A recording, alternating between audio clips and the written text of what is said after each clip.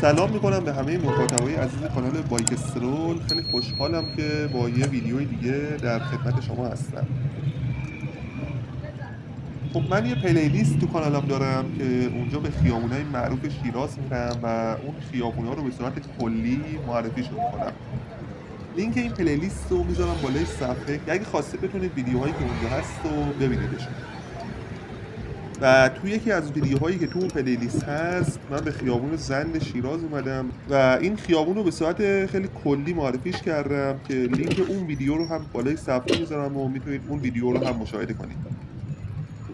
اما خب خیابون زند انقدر خیابون پر جنب و جوش و تاریخی و زنده‌ای هست و انقدر خیابونای معروف و قدیمی و زیبایی به خیابون زند منتهی میشه که من تصمیم گرفتم چند تا ویدیو هم از حال و هوای چهارراه و خیابونای دور و اطرافش درست کنم که شما کامل با فضای این خیابونای زیبا و تاریخی و پر جنب و جوش شیراز آشنا بشید.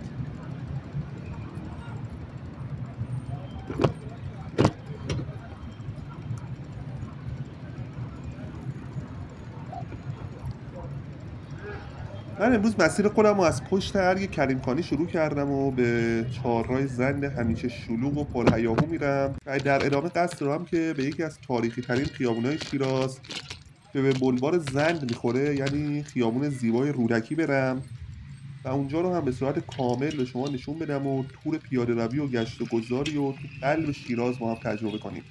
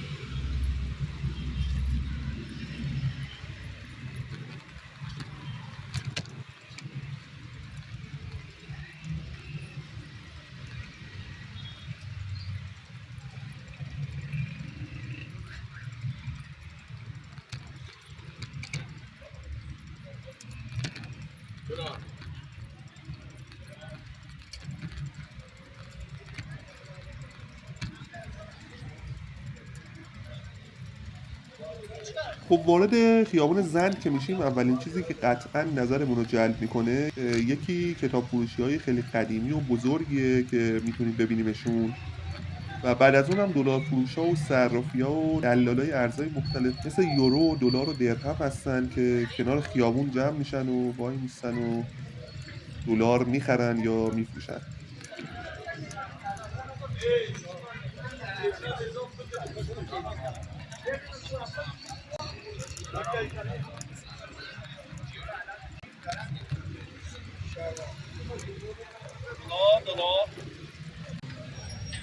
خیابون فردوسی اولین خیابونیه که تو بلوار زند میتونیم مشاهدهش کنیم. سر خیابون فردوسی عمارت و ساختمون خیلی قدیمی قرار گرفته. شما اگه حتی قدیمی ترین عکسایی که از شیراز پیدا میشه رو هم ببینید این ساختمون تو اون عکسا بوده و نشون میده که قدمت بسیار زیادی داره این عمارت.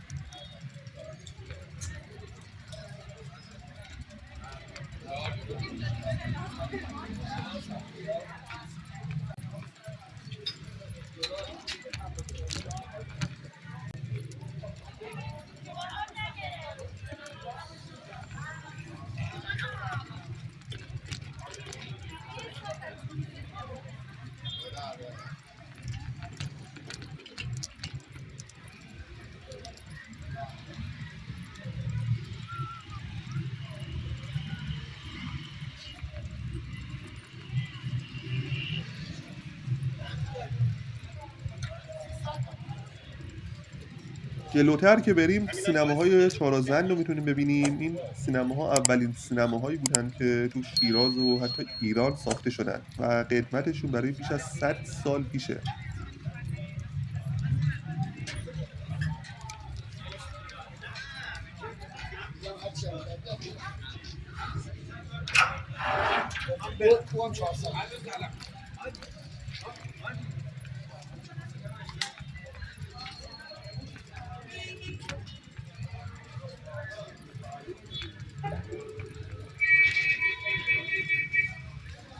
خب من وارد خیابون رودکی میشم که این خیابون رو هم به صورت کامل به شما نشون بدم. خیابون رودکی همونطور که اول ویدیو هم گفتم از قدیمی ترین و در عین حال خوش‌مسیرترین خیابون‌های شیرازه که دقیقاً تو قلب شیراز و مرکز شهر شیراز قرار گرفته. سینمای خیلی قدیمی فلسطین هم سر این خیابون قرار داره که مشاهده میکنید.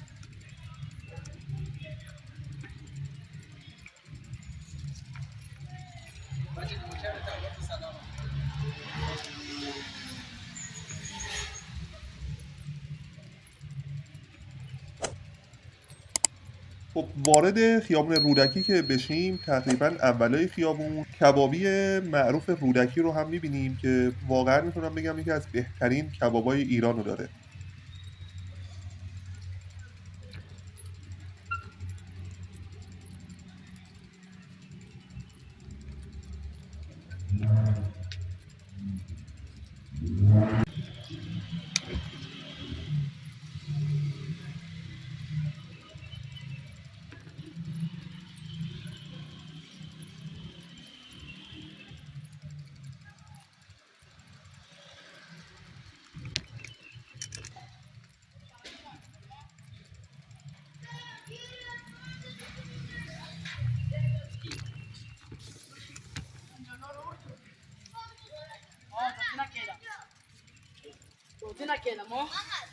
خیابون رودکی به خاطر موقعیتی که داره و اینکه دقیقاً وسط شهر قرار گرفته پر از هتل‌های مختلف و مجلل که تقریباً تو طول سال همیشه پر از مسافر هستن.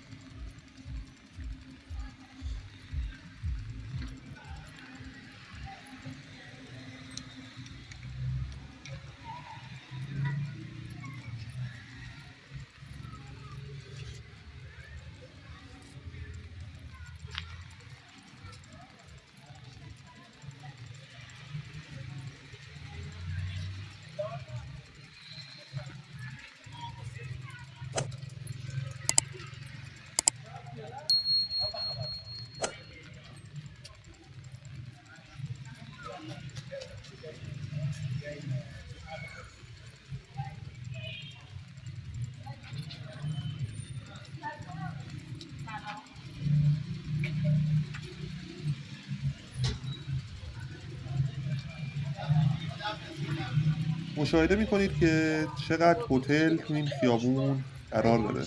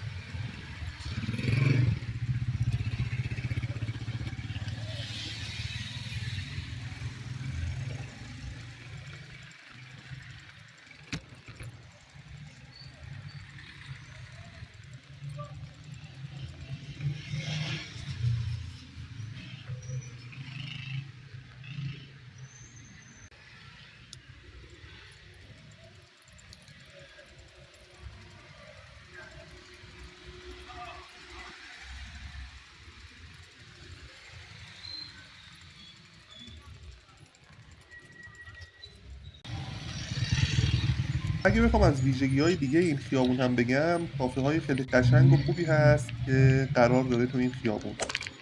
کافه نادری و چند تا کافه خیلی خوب دیگه که اونا رو مشاهده می‌کنید.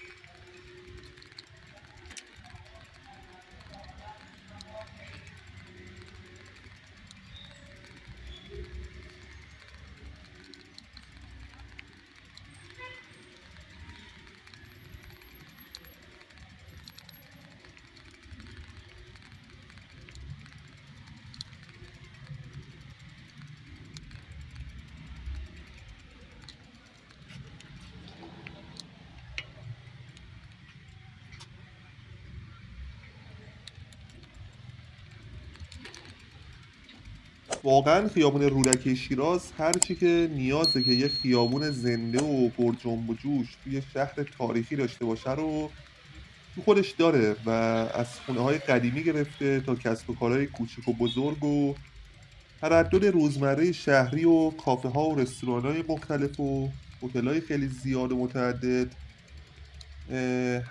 همه چیزهایی هستن که تو این خیابون قرار داره.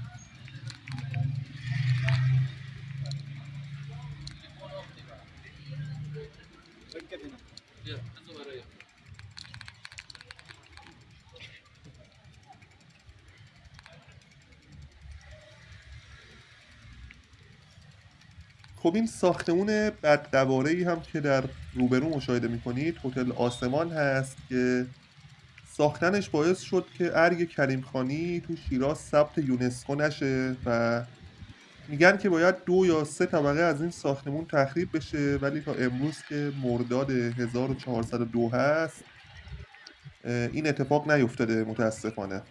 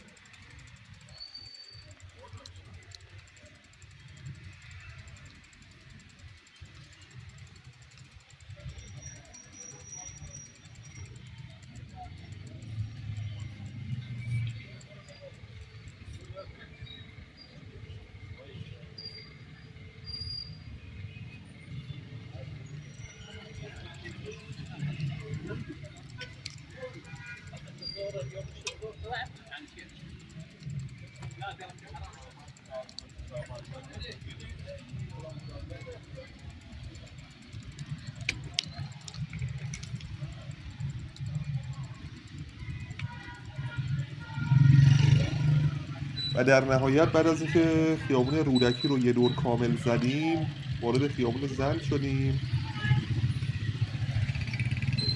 خیلی ممنونم که تا آخر ویدیو با من همراه بودید. لطفا اگه ویدیو رو پسندیدید حتما اون رو لایک کنید و نظر خودتون رو هم تو کامنت ها راجع به ویدیو بهم بگید.